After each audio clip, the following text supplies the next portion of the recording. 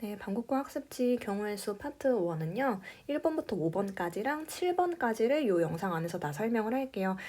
이렇게 문제수를 6대 4로 나눈 이유는 뒷페이지 보니까 그 굉장히 유명한 어마무시한 문제가 하나 들어갔더라고. 그거 하나에 거의 해설 시간이 한 12분, 13분 정도 나올 것 같아서 일단은 파트 1에서 6문제를 소개하고 남은 부분은 이제 뒷파트에서 또 설명을 하도록 하겠습니다. 자, 일단은 조금 눈에 띄는 게 1번, 2번이 둘 다 색칠하기 유형이고 작년에 색칠하기 유형이 이미 나왔거든요. 근데 작년 기준 배점이 높긴 했는데 솔직히 우리가 이번 시험 기간에 학원에서 대비를 한 정도면은 긴장만 안 한다면 어렵지 않게 풀 수 있는 난이도였어. 물론 수업을 성실하게 듣고 본인이 고민하고 복습을 했다는 전제 하에요.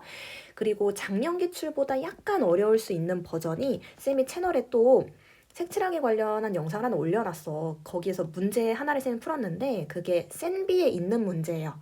그게 작년에 나왔던 것보다 조금 더 어려운 버전이야. 그냥 참고하세요. 공부할 사람들은 그것까지 보라고 하는 말인 거고. 이 학습지에는 1번, 2번이 약간 차이점이 있어서 두 문제를 비교하면서 논리적으로 완벽하게 익히면 약간 변형돼서 나와도 진짜 긴장만 안 한다면 풀 수 있을 거예요. 그리고 사실 2년 연속 낼지는 모르겠는데 이미 뭐 시험 범위에 두 문제나 넣어놓으셔가지고 쌤도 사실 뭐 잘 모르겠네. 예측하기가 좀 힘들어요. 여튼 우리는 모든 걸 다 대비해야 합니다. 1번 볼게요. 야, 옆에 그 필기해놓은 이 말은 처음 들으면 안 돼요. 쌤이 여러 반에서 다 강조를 했던 거야. 색칠하기 유형을 맞닥뜨렸을 때 너네가 행동해야 되는 강령, 그 패턴은 1번 일단 영역수 이 문제는 5개고요. 제발 색깔수 좀 읽으세요. 그러니까 애들이 영역이 5개면 자꾸 색깔을 5개로 보려고 하거든. 진짜 실수 많이 하는 포인트라 그래. 지금 이 문제만 봐도 색은 3개예요.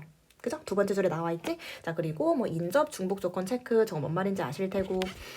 자, 그리고 여기까지 이제 배경이 판단이 됐으면 저 2번은 뭔 말이냐면 가장 인접한 영역이 많은 것부터 선택권을 부여하자.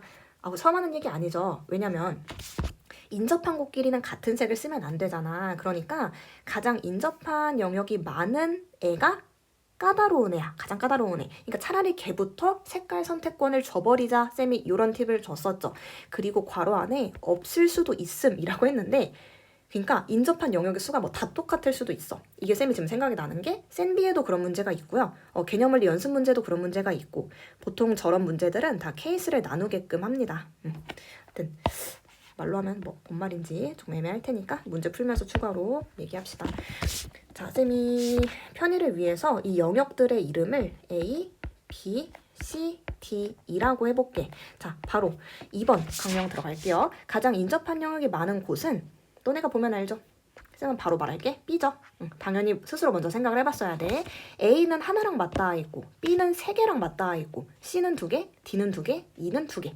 참고로 얘들아, B랑 D 이거 인접한 영역 아닙니다. 이렇게 점으로 만나는 건 이제 선이 공유가 돼야 돼. 그럼 가장 처음으로 선택권을 줘야 되는 애가 B구나. 그럼 그건 딱 잡으시고 한번 들어가 볼게요. 이 정도만 잡고 그럼 쌤은 B한테 가장 먼저 선택권을 주고 A, C, D, E 이 순서대로 이어서 가볼게. 그럼 B는 색깔 3개 가져갈 수 있어요. 가장 처음이니까. 자, 그러고 나서 A는 B가 가져간 색깔 말고 2가지 인접하고 있으니까요. 자, 그리고 C 입장에서는 B가 가져간 거 말고 2가지. 그치? 그 다음에 D는 C가 가져간 거 말고 2가지. 근데 잠깐 이제 간혹 가다가 조금 엉뚱한 소리를 하는데 C가 가져갈 수 있는 거는 B랑 D랑 다른 것 중에 2가지 아니에요? 이런 말 하는데 얘들아 색칠하는 순서를 봐봐. B 다음에 A, A 다음에 C거든요? 그럼 C를 색칠할 때에는 D는 아직 색칠 안 했는데 그쵸?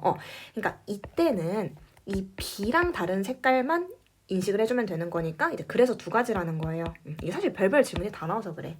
여튼 자 그런 의미에서 D도 E는 생각할 필요 없고 지금 현재 색칠된 영역 중에 맞닿아 있는 게 C밖에 없으니까 C한테 준 것 빼고 2가지. 자 그리고 마지막 E가 가져갈 수 있는 색깔은 나 여기서 이렇게 대답하면 서운해? 그냥 한 가지요. 이유는요. B랑 D랑 다른 색이어야 되니까 그 2가지 색 빼고 그럼 E는 한 가지요 라고 대답하면 쌤이 왜 서운할까요? 이런 문제를 해줬거든? 이게 바로 3번 포인트야. 이 포인트. 자, 왜 그러냐면 B랑 D는 인접한 영역이 아니에요. 지금 쌤 얘기 잘 들어. 얘 입장에서는 B랑 D가 둘 다 인접해 있는 게 맞거든? 근데 B랑 D는 인접해 있지 않기 때문에 B랑 D의 색깔이 같았을 수도 있고 달랐을 수도 있는 거야. 이게 바로 라는 포인트예요. 그럼 봐봐. B랑 D의 색깔이 같았다면, 예를 들어서 둘 다 노란색으로 같았다면 이 입장에서는 가져갈 수 있는 색깔이 빨강 아니면 파랑 두 가지나 나오는 거거든요. 그치? 근데 만약에 B랑 D의 색깔이 달랐어. D가 이제 파란색이었어. 그러면은 E가 가져갈 수 있는 건 빨강색 하나밖에 안 남죠. 이때는 하나가 맞지. 자, 그럼 지금처럼 B랑 D의 색깔이 같을 때 다를 때 E의 가짓수가 달라지기 때문에 절대 이렇게 한 큐에 푸시는 게 아니에요. 그럼 케이스를 나눠야 된다는 거야. 그럼 케이스를 나누는 기준은 뭐야? 내가 불편했던 순간으로. 그게 뭐냐? B랑 D가 같을 때 따로 계산을 하시고 B랑 D가 다를 때 따로 계산을 하셔서 그 경우의 수들을 합쳐줘야 되는 게 이 고등수학 색칠하기 문제라는 거야. 자, 그럼 전면 수정 봐줄게요.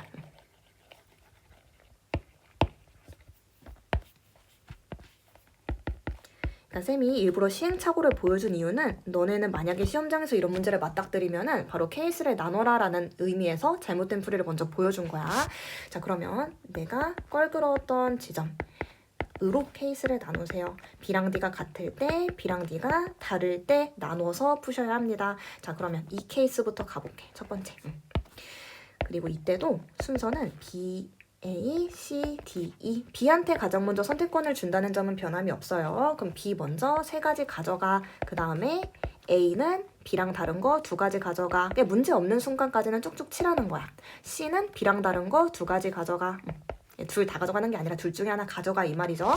자, 그 다음에 D는 C랑 다른 거 둘 중에 하나 가져가. 그리고 이렇게 하면 안 되지. 자, 멈칫. 왜냐면 지금 케이스가 B랑 D가 같을 때를 보고 있거든요. 이 얘기 잘 들어. 얘들아, 그럼 여기서 B가 이미 색 중에 하나로 정해졌잖아. 그럼 D는요, 무조건 그 색을 따라가는 거야. B가 가져갈 수 있는 게 빨강, 노랑, 파란색 중에 하나였잖아요. 그러니까 경우의 수 3개를 준 거지. 만약에 파란색이었다 쳐봐. 그럼 D는 바로 결정되는 거예요. 그럼 경우의 수에서 결정된다는 건 뭐야? 가짓수가 하나라는 거야. 생각할 필요가 없다는 뜻. 경우를 생각할 필요가 없다는 뜻. 그럼 여기서 B가 셋 중에 하나로 이미 가져갔기 때문에 D는 따라가는 거예요. 한 가지 정해졌다는 거야. 이 케이스를 풀고 있다는 걸 계속 인식을 해야 돼. 자, 그러면 잘 봐. 예를 들어서 B가 파란색을 가져갔다고 치고 그럼 D는 그걸 따라서 파란색을 가져간 거잖아. 그럼 E가 가져갈 수 있는 색깔은 빨강, 노랑 두 가지나 가능한 거죠? 그지? 그러면은 마무리. E가 가져갈 수 있는 건 두 가지다. 됐죠? 그러면 이 첫 번째 케이스의 경우의 수는 3 곱하기 2 곱하기 2 곱하기 1 곱하기 2 해가지고 38, 24가지가 일단 나오는 거예요. 자, 그럼 두 번째 케이스도 따로 생각을 해주시면 되는 거야. 자, 이때도 요 순서로 색깔을 부여해 나갈 건데 일단 B 3가지 가져가 달라질 거 없고요. A 2가지, C 2가지까지는 위에랑 동일합니다. 자, 근데 여기에서 D는 잘 봐. B랑 다르다는 케이스를 보고 있는 거니까 D 입장에서는 내가 인접하고 있는 C랑도 달라야 되고 이 케이스상 B랑도 달라야 돼. 예를 들면 이런 거예요. B가 빨강색이었고 C가 파랑색이었으면 D는 그냥 운명이 정해지네? 노란색으로 정해지네요? 이런 식으로. 그러면 이 상황에서 D가 가져갈 수 있는 색은 하나밖에 없는 거야. 근데 쌤이 자세히 설명한다. 저 첫 번째 케이스에서 D를 하나 줬다는 의미랑 두 번째 케이스에서 D가 하나밖에 안 된다는 의미는 다르죠. 계산 과정은 똑같으나. 뭔 말인지 잘 이해를 하셔야 돼. 첫 번째 케이스는 B가 결정되는 순간 D가 결정되는 거라 그냥 곱하기 1인 거고 두 번째 케이스는 B랑 C랑 다른 색을 가져가려면 어쩔 수 없이 하나밖에 안 남기 때문에 저렇게 나온 거예요. 자, 그러면 이 케이스에서 마지막 2는 끝났죠? B랑 D랑 인접해 있는 이 입장에서 BD가 다른 색을 가지는 상황이었기 때문에 남은 가짓수는 하나밖에. 그냥 이렇게 정해져 버리는 겁니다. 하나밖에. 자, 끝났네요. 그럼 이 두 번째 케이스의 경우의 수는 여기 있는 거 다 곱해주시면 12가지가 나오겠네요. 그죠? 그래서 최종 얘랑 얘를 더해주시면 문제가 원하는 모든 영역을 색칠하는 경우의 수는 36가지라고 결론이 나옵니다. 자, 1번이랑 비교해서 2번 바로 들어가 볼게요. 너는 이해될 때까지 멈췄다가 뭐 이렇게 하세요. 쌤의 영상이라 바로바로 갈게. 자, 2번 또한 색칠하기 문제인데 사실 아까 그 행동강령에서 얘는 수정이 조금 필요해. 왜냐면 조건이 되게 특이하거든요. 자, 일단 그거는 그 스텝은 밟자. 6개 영역 있고 색깔 4개입니다. 6개 아니고 색깔 4가지고 전부 또는 일부를 사용해서 저 6개를 다 칠할 거야. 나 조건은 우리가 흔히 봤던 조건이야. 결국 변을 공유하는 정사각형끼리는 다른 색이라는 게 인접한 애들끼리는 딴 색을 무조건 칠해주세요. 많이 봤던 조건이고 가조건이 이 문제의 특이점이지. 1이 적힌 정사각형과 6이 적힌 정사각형에는 같은 색을 칠한다. 한번 봐봐요. 1이 정해지는 순간 6은 따라간다야. 앞에서도 이 얘기를 했었지. 자, 그럼 너네가 첫 번째로 색을 주려는 영역이 사실 2나 5일 수 있거든요. 왜냐면 선생님이 그랬잖아요.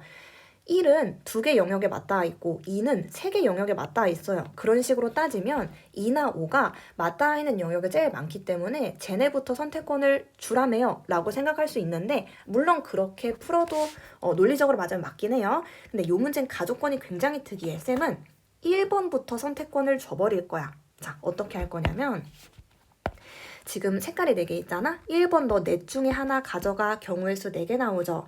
동시에 쌤이 이제 어디를 볼까? 6번 볼 거예요. 1번이 넷 중에 하나로 정해지는 순간 6번은 따라갈 거잖아. 가조건에 의해서. 그럼 얘는 경우의 수가 하나 나오는 거야. 정해지는 거니까. 1번이 모든 경우를 책임지는 거고 6번은 그걸 따라가는 거예요. 이해가요? 자, 이렇게 해놓고 2, 3, 5, 4 요 순서대로 그냥 색깔 줘볼게. 그러면 얘들아 2번은 현 상황에서는 1번한테 준 거 빼고 3가지 가능하죠. 그리고 3번 이 얘기 잘 들어봐. 3번은 결론 일단 2가지 가능해요. 근데 애들 이럴 수 있어? 선생님 근데 2번, 6번이 색깔 같았을 수도 있는 거 아니에요? 2번, 6번은 서로 인접하지 않으니까 둘이 같았으면 또 3번은 3가지가 가능한 거고 둘이 달랐으면 3번은 2가지가 가능한 거잖아요. 나쁘지 않은 질문. 자, 근데 여기에서는 왜 2가지로 확신을 하는 거냐면 쌤이 이렇게 예를 들어볼게. 1번이 노란색을 가져갔다 쳐봐. 고민 끝에. 그럼 6번은 노란색으로 확정이 된 거죠. 그럼 2번은 노란색이 아닌 예를 들어 이런 핑크를 가져간 거고 그럼 3번 입장에서는 2번, 6번이랑 인접해 있는데 잘 들어. 2번, 6번의 색이 다르다는 게 분명하잖아. 왜냐면 어쨌거나 1번이랑 6번의 운명은 같고요. 2번이 6번이랑 인접해 있진 않지만 1번이랑은 닿아 있잖아. 그러니까 1번이나 6번이나 똑같은 애라고 생각을 하셔. 그런 의미에서 3번이 가져갈 수 있는 가지수는 2개가 제거된 2가지만 가능하다는 거야. 괜찮죠? 자, 그 다음에 자, 5번은 지금 2번, 6번이랑 맞닿아 있잖아. 근데 2번, 6번의 색이 다르다는 게 분명한 거야. 왜냐면 6번은 결국 1번이랑 똑같이 봐도 되는 건데 1번, 2번이 맞닿아 있으니까요. 약간 뭐 재밌죠? 그러면은 5번이 가져갈 수 있는 색깔은 그 2개 빼고 2가지. 그쵸? 그리고 마지막 그럼 예를 들어서 이렇다고 쳐보자. 5번이 뭐 이런 초록색을 가져갔다고 쳐보세요. 자, 이제 4번만 해결을 하면 되는데 자, 4번 입장에서도 2가지 남아요. 이유는 여기서도 이럴 수 있어. 선생님 1번, 5번이랑 색깔 같은 아니야. 다르잖아. 왜요? 5번은 1번이랑은 맞닿아 있지 않지만 6번이랑은 닿아 있죠. 그리고 1번, 6번의 색이 같잖아. 그러니까 결국 1번이랑 5번 색도 다를 수밖에 없다는 거예요. 이 말 이해될 때까지 돌려보세요. 자, 그런 의미에서 4번은 1번, 5번한테 준 색 빼고 남은 2개 중에 하나가 가능하다야. 이렇게 설명을 좀 할게요. 그러면 나온 모든 경우의 수를 곱해주시면 4 곱하기 3 곱하기 2 곱하기 2 곱하기 2니까 12 곱하기 8 해서 정답은 3번 이렇게 나오겠네요. 그죠? 그러니까 모든 색깔을 다 칠할 때까지 그 안에 있는 경우의 수들은 계속 곱하기죠. 이런 식으로 마무리해주면 되겠습니다. 1번이랑 2번의 차이를 조금 잘 느껴낸다면 색칠하기 문제 그렇게 두렵지 않을 거예요. 좋은 문제였고 넘어갈게요.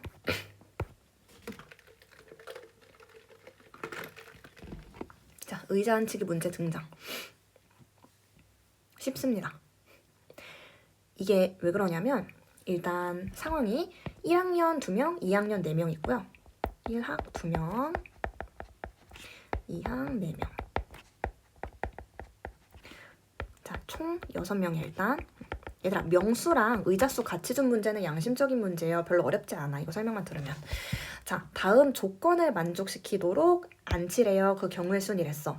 근데 너네가 이 문제를 먼저 풀어보고 영상을 보는 게 좋은 거예요. 가나 조건을 보고 어떤 조건부터 따질지 그거를 인식하는 것도 실력이거든. 잠깐 먼저 생각해봐. 생각 끝. 나 조건부터 보는 게 훨씬 나아요. 훨씬 나아요. 왜냐면 자, 의자 양끝은 쌤이 2학년을 초록색으로 포인트를 해보면 여긴 무조건 2학년 자리야. 그죠? 그럼 저거부터 좀 생각을 하자면 2학년 4명 중에 2명을 앉히는 건데 지금 첫 번째 자리, 6번째 자리니까 2명을 앉힐 때 순서가 부여되는 거지. 그러니까 예를 들면 이런 거야. 그냥 저게 그냥 사피인데 설명을 하자면 그냥 4 곱하기 3인데 그 이유는 2학년 뭐 이렇게 설명할까? 나 사람은 다 다른 사람이야 당연히. 뭐 우리 학원에 있는 뭐 지호랑 유림이랑 서영이랑 서현이 이렇게 2학년에 4명 있었다고 쳐봐. 그러면 저 첫 번째 자리, 6번째 자리에 이 4명 중에 2명이 들어가는 건데 일단 2명이 지호, 유림이로 선택이 됐다고 치면은 이렇게 지호, 유림이 아니면 이렇게 유림이, 지호 이건 들어갈 때 순서가 있잖아요. 그치? 그러니까 4P2 즉 4명 중에 2명을 골라 저 양끝에 순서대로 나열한다. 그래서 4 곱하기 3인 거예요. 라고 좀 이해를 하시고 누군가한테 왜 이렇게 쉬운 것까지 설명하냐? 라고 느껴질 수도 있긴 해. 근데 이제 전 학원생이 다 보는 거니까 조금 친절하게 가는 거예요. 자, 그럼 이게 뭐냐면 나 조건을 따져서 2학년 2명까지 앉힌 거야. 그러면 이제 이 자리는 신경 쓰지 마세요. 사건 끝났어. 이제 가조건을 만족시켜 주면서 나머지 4자리를 채우시면 돼요. 근데 이제 누구 남았어? 1학 2명 아직 있죠? 그리고 2학 2명. 아까 2명은 앉았으니까 이미. 이 4명을 가지고 저 4자리에 앉히면 되는데 1학년 학생끼리 절대 이웃하면 안 된대. 그럼 여기서 둘 중에 하나의 방식으로 푸시면 돼. 두 풀을 다 소개할게요. 첫 번째, 일단 이웃하지 않는 케이스부터 따져보자. 자, 뭔 말이냐면 저렇게 4자리가 있잖아요. 그러면 1학년 2명, 2학년 2명이 들어갈 때 이렇게 들어가면 안 돼. 1학년, 2학년, 1학년, 2학년. 혹은 1학년, 2학년, 2학년, 1학년. 그죠? 혹은 2학년, 1학년, 2학년, 1학년. 이렇게 3가지 케이스가 가능한 거거든? 일단 3가지 케이스. 근데 이거는 배치만 일단 따진 거고 예를 들어서 이 케이스 안에서 1학년 2명, 2학년 2명을 줄 세워야 되는 거잖아 각각. 그러니까 2팩 곱하기 2팩이죠. 여기도 마찬가지겠지. 이 케이스 안에서 또 1학년 2명, 2학년 2명을 줄 세우는 거니까 2팩 곱하기 2팩. 똑같은 논리로 여기도 마찬가지겠죠? 이 케이스 안에서도 2팩 곱하기 2팩. 그러니까 즉 이렇게 풀려면 자, 3가지 경우마다 이런 경우가 생기니까 3 곱하기 2팩 곱하기 2팩 이렇게 해주시면 된다는 거야. 이러면 조건에 맞게 6명을 다 앉힌 거예요. 그제서야 최종 경우의 수가 나오는 거지. 계산 다 해주시면 4P 4 곱하기 3 곱하기 3 곱하기 2팩은 그냥 2죠. 얘도 그냥 2. 그럼 정답이 9, 4, 36, 144가 나오겠네요. 자, 이렇게 구하셔도 되고요. 아니면 뭐 이 생각을 했을 수도 있어. 봐봐. 자, 두 번째는 가족권을 어떻게 볼 수도 있냐면 저 남은 4명을 앉히는 전체 상황에서 남은 4명을 앉히는 전체 상황에서 1학년끼리 이웃하는 경우를 빼줘도 돼. 그럼 잘 봐. 1학년끼리 이웃할 수 있는 케이스는 이렇게 앉을 때나 이렇게 앉을 때나 이렇게 앉을 때 3가지가 가능하거든요. 봐봐. 저 3가지 경우에다가 1학년 2명 앉힌다. 줄 서서 앉힌다. 그리고 남은 자리에 2학년 2명 앉힌다. 이렇게 해서 남은 경우를 구했어도 돼. 다시 한번. 이제 가운데 이제 4자리에 1학년 2명, 2학년 2명을 앉히는데 1학년끼리 이웃하면 안 된다며요. 그러면 그 상황을 4명을 앉히는 전체 케이스에서 이게 뭐냐면 1학년 2명 이웃하게 4명을 앉히는 경우의 수라는 거야. 얘는 뭐냐면 1학년 2명이 이웃하게 앉을 수 있는 그 상황이 3가지가 나오고 이렇게 하나, 이렇게 하나, 이렇게 하나. 그러니까 예를 들면 1학년, 1학년, 2학년, 2학년. 이것도 셋 중에 하나의 케이스인 거지. 이 상태에서 1학년 2명 줄 세우기, 2학년 2명 줄 세우기 이제 그 얘기를 했다는 거야. 그래서 이렇게 해도 됩니다. 그러니까 여기 자리에 얘 대신에 이 경우의 수를 써서 계산을 해도 똑같이 144가 나온다는 거를 본인이 해보시면 될게요. 그러니까 1번 풀이, 2번 풀이를 둘 다 가지고 있으면 좋은 게 난이도가 더 어려워졌을 땐 이게 나을 수도 있다는 거야, 훨씬. 그렇지만 조금 어렵다면 1번 케이스라도 이해를 하시면 되겠습니다. 어떻게 풀어도 144가 나온다. 본인 조금 레벨에 따라서 몇 번씩 보면서 익숙해지세요. 누군가한테는 너무 쉽다면 뭐 그 사람은 빨리빨리 봐도 되고. 됐죠? 넘어갈게요. 개 쉬운 문제. 자, 4번은 문제는 너네가 읽어보고 들어오세요. 쌤 바로 들어갈게. 영상 멈추고 문제 먼저 읽어보고 사실 먼저 풀어보고 난 다음에 보는 게 제일 좋죠. 자, 이거는 그냥 선 고르기야. 자, 뭔 말이냐면 여기 있는 도형의 선들로 만들 수 있는 삼각형의 개수는 이렇게 물어보고 있는데 쌤 빠르게 이거부터 따질게요. 지금 가로선은 하나, 둘, 셋, 넷, 다섯, 여섯 개 있거든요. 자, 가로선 6개. 자, 그 다음에 쌤이 또 뭐 세겠어? 세로선 세겠지. 하나, 둘, 셋, 넷. 이렇게 하면 세로선 4개인데 쌤이 풀이부터 그냥 써볼까? 자, 가로선 6개 중에 2개를 고르고요. 세로선 4개 중에 하나를 고르면 끝납니다. 자, 왜냐면 이런 얘기야. 참고로 이건 선 고를 때 순서 필요 없습니다. 순서 당연히 필요 없어요. 어떤 순서로 고르든. 자, 가로선 6개 중에 쌤이 고른 선을 예를 들어서 얘랑 얘라고 해볼게. 가로선 6개 중에 2개 고르는 모든 케이스 중에 이렇게 2개 고르는 게 있겠지?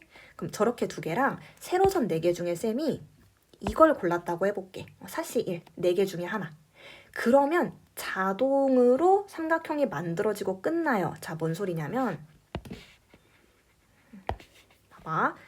가로선을 이렇게 고르고 세로선을 얘를 골랐다는 건 어떤 삼각형이 만들어져? 얘요. 이해 가세요? 그러니까 결국 이 문제는 가로선 중에 2개랑 세로선 중에 하나를 골라주는 순간 자동으로 하나의 삼각형이 나오고 그렇다는 건 이게 나올 수 있는 모든 삼각형의 경우의 수라는 거야. 그래서 그냥 계산만 해주면 끝나는 거죠. 6C2니까 6 곱하기 2 나누기 2팩 그 다음에 4C1이니까 그냥 4죠. 4 나누기 뭐 1팩이니까 그죠? 그러면 30 곱하기 정답 60개 이렇게 나오는 겁니다. 요 계산은 요 계산 해줄 필요 없었고 왜 그냥 이렇게 돼버리는지 그쵸? 비슷한 걸로 우리 개념서나 유형서에서 막 평행선들 주어져 놓고 거기서 나올 수 있는 평행사변의 개수 막 또 직사각형 안에서 막 이렇게 분할해 놓고 거기서 나올 수 있는 직사각형 개수 이런 거 비슷한 거 되게 많이 풀어줬었거든요.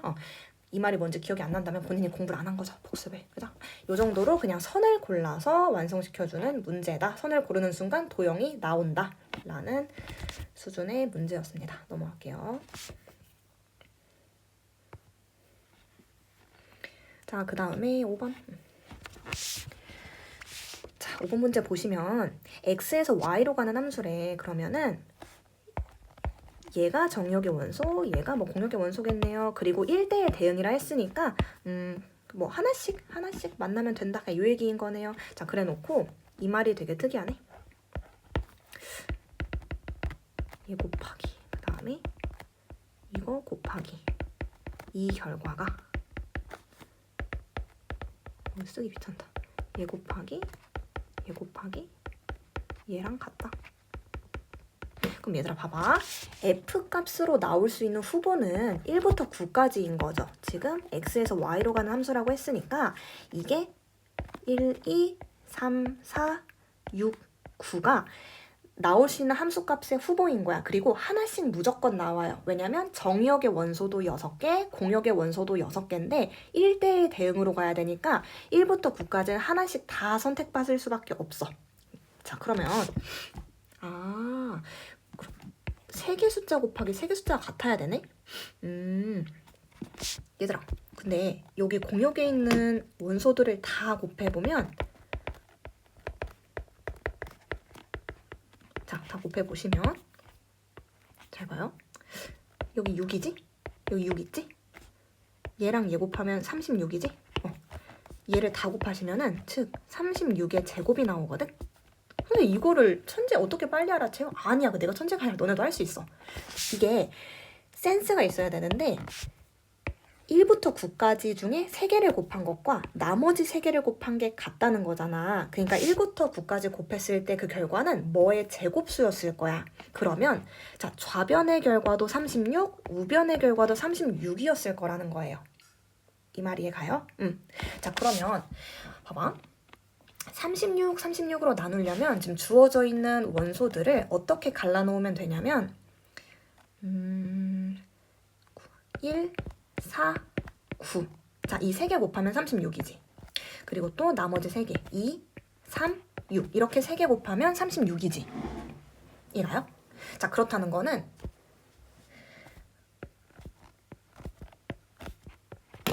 잘 봐. 이 좌변이 다른 색깔로 할게요, 이제.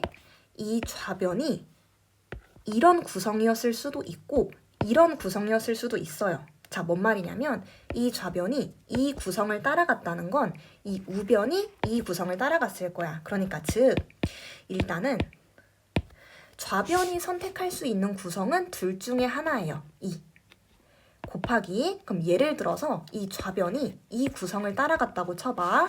그러면은 fx1이 1, 4, 9 중에 하나고 fx3는 나머지 둘 중에 하나일 거고 fx5는 이제 남은 하나일 거야. 그러니까 즉 3개를 나눠 가진다, 3개를 줄 세운다랑 똑같은 거죠? 3팩토리얼. 그 다음에 자, 그럼 자연스럽게 얘는 이 구성을 따라간 거잖아. 그때 fx2, fx4, fx5가 2, 3, 6을 가져갈 수 있는 경우의 수는 그냥 그것도 3팩이죠. 그래서 정답이 72 이렇게 나오는 겁니다. 가세요. 다시 한번. 자, 여기에서 2는 뭐냐면 결국 저 좌변, 우변이 이 둘 중 하나의 구성을 가져가야 36은 36 이렇게 나오잖아요. 그러니까 그 구성을 나눠 갖는 경우의 수가 2라는 거죠. 그러니까 얘 입장에서는 이거 아니면 이거인 거니까. 그치? 그럼 구성이 정해졌어. 둘 중에 하나로 정해졌어. 자, 그래 놓고 나머지 원소 어떻게 가져갈래? 3팩. 원소 어떻게 가져갈래? 3팩. 이렇게 해서 정답이 72다라는 얘기예요. 괜찮죠? 그러니까 이게 경우의 수 단원이 좀 나는 어렵지 않다 생각하는데 너네가 받아들이기 어려운 게 일단은 사건이 끝날 때까지 곱셈을 멈추면 안 돼요. 그 안에 있는 모든 가지수를 다 카운팅을 해주셔야 되고 그리고 어쨌거나 쌤이 지금도 막 줄 세운다 이런 표현을 썼잖아. 근데 너네가 이게 줄 세우는 문제가 아닌데요? 라고 말한다면 사실 수업을 제대로 안 들은 거예요. 그러니까 여기서 이 3팩도 결국 뭐냐면 예를 들어서 이 좌변이 이 구성을 가져간다 쳤을 때 1, 4, 9 있지? 너네 셋이 나눠 가져가 결국 저 셋을 요 자리에 뭐 줄 세우는 거다 이렇게 받아들일 수 있는 거잖아요. 아, 됐다. 더 이상 말 안 할게요. 하여튼 그래서 72다. 진짜 뭔 말인지 감이 안 잡힌다면 어차피 시간 얼마 안 남은 김에 쌤한테 학원에 와가지고 그냥 이게 뭔 말인지 잘 모르겠어요 라고 추가 질문을 하세요. 그런 거는 적극적으로 다 받아주겠습니다. 하여튼 요 정도로 마무리할게요. 자, 넘어가서 마지막 문제. 자, 7번. 집합 x에서 x로의 함수네. 그럼 이거는 x에서 x로 가는 함수 f. 즉 정역의 원소도 1, 2, 3, 4, 5, 6, 6개고 공역의 원소도 1, 2, 3, 4, 5, 6, 6개고 그리고 1대1 대응이래요. 보기 좋네. 어차피 하나씩만 대응이 된다는 거고. 아, 근데 이게 하도 경우의 수 문제가 함수랑 엮어서 나오면 1대1 대응이라는 조건을 되게 자주 주거든요. 근데 그 조건이 없는데 읽어버리는 실수도 되게 많이 해. 저 조건 있나 없나 체크 잘 하셔야 돼. 근데 이게 한 번씩 실수해본 사람들은 뭔 말인지 알 거야. 그래서 이래서 틀려도 되니까 많이 오답에 대한 경험을 해보는 것도 중요해요. 지금 이 문제는 1대1 대응 조건이 있습니다. 자, 그럼 나조건, 다조건 2개 남았는데, 자, 2개를 만족시키면서 함수의 개수를 완성을 시켜주면 되는 거야. 그럼 여기서 사실 몇 번 그냥 대입을 하면서 관찰하는 게 나아요. 이런 조건들은. 자, 뭔 말이냐면, 자, 1번에서 F1이 예를 들어서 1이었을 때 생각을 해보자. 자, 그렇다는 거는 F1은 1인 거니까 문제 낼 건 없고요. 자, 이거랑 2번 조건을 엮으면 F1이 1인 거니까 F2는 3이 되는 거죠. F2는 3. 그럼 뭐 이렇게 생각했을 때 문제가 없네? 그러니까 이런 게 되는 거야. 이렇게 가고 이렇게 가주면은 나조건, 다조건은 다 만족하는 거예요. 전혀 모순 없이. 그럼 나머지 원소 3, 4, 5, 6은 어디로 가요? 2, 4, 5, 6 중에 하나씩 쫙 찾아가면 되니까 4팩토리얼 나오는 거지. 이해가시죠? 그러니까 이 케이스에서는 나머지 원소들까지 다 경우의 수를 따져주면은 4팩토리얼게 나온다라고 생각할 수 있는 거야. 괜찮아요? 자, 그럼 두 번째. 또 1번에서 F1이 이번에는 2였다고 쳐보자. 자, F1이 2라는 건 여기에서 F2는 1이라는 거거든요? 그러면 안 돼. 왜냐면 저 2번 조건에서 F2 빼기 F1이 2가 나와야 된다 했는데 이렇게 돼버리면은 F2 1 빼기 F2 해가지고 모순. 그럼 안 되는 거네요. 이거는 아예 땡. 나올 수가 없구나. 이렇게 받아들여 주시고, 그러니까 해보면서 답을 찾아간다는 게 뭔 말인지 익혀야 돼. 이거를 한 번에 관통을 못 하죠. 쌤 같아도 해봐요. 이렇게 모순 나오면은 그냥 제거를 해주시고. 자, 그 다음에 이제 1번에서 F1이 3이었을 때, F1이 3이라는 거는 동시에 잘 봐. 얘가 3이었다는 거니까 F3이 1이라는 거죠. 자, 그렇다는 건 동시에 F3이 1이라는 거고, 이걸 그대로 2번으로 끌고 갔을 때 F2 빼기 F1이 2인 건데 F1이 3이라고 내가 지금 결론을 내렸던 거니까, 가정을 했던 거니까 F2는 5겠죠. 자, 여기까지 했을 때 문제 있나? 없어요. 문제 없어요. 자, 이 케이스는 쌤이 파란색으로 표시를 해보면 F1이 3으로 간 거고, 그 다음에 F3이 1로 간 거고, F2는 5로 간 거야. 이해가세요? 그러면 F1, F2, F3의 운명이 정해졌으니까 이제 4, 5, 6이 어디로 가면 되느냐? 그럼 남은 원소 2. 세 가지를 이제 배정받으면 되는 거니까 여기서도 3팩토리얼. 이게 남은 원소들. 남은 것들.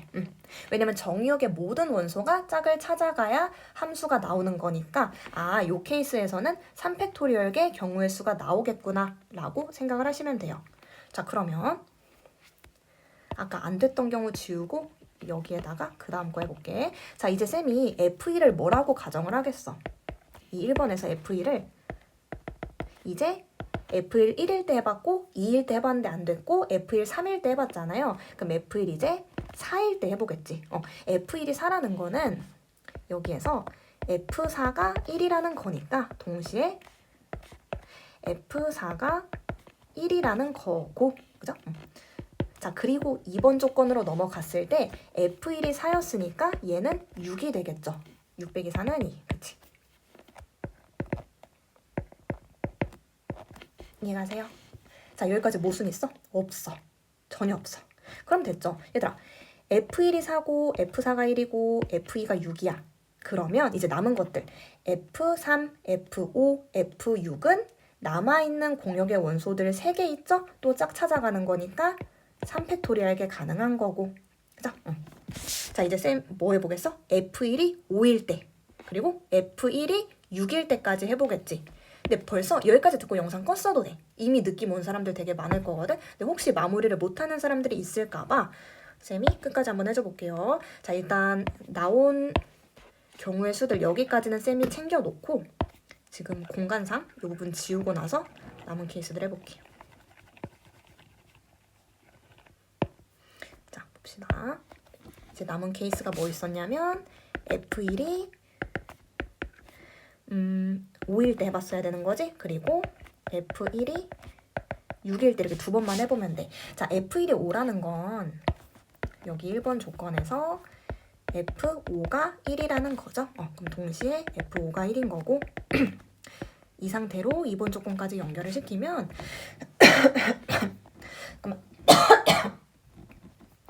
얘가 5였다는 거니까 얘가 7이어야 되는데 땡! 안 되죠. 얘들아, 나올 수 있는 함수값에 7이 있나? 말도 안 되죠? 그래서 모순인 거야. 안 되는 거야. 그래서 땡! 그럼 여기선 경우의 수가 아예 안 나오는 거예요. 문제 상황을 가능케 하는 가짓수가 아예 안 나오는 거고 이제 마지막 F1이 6일 때 봅시다. 그럼 F1이 6이라는 거는 여기 1번 조건에 의해서 그냥 나조건이었죠? F6은 1이라는 거고 그죠? 사실 근데 이미 당연히 안 되지 않나?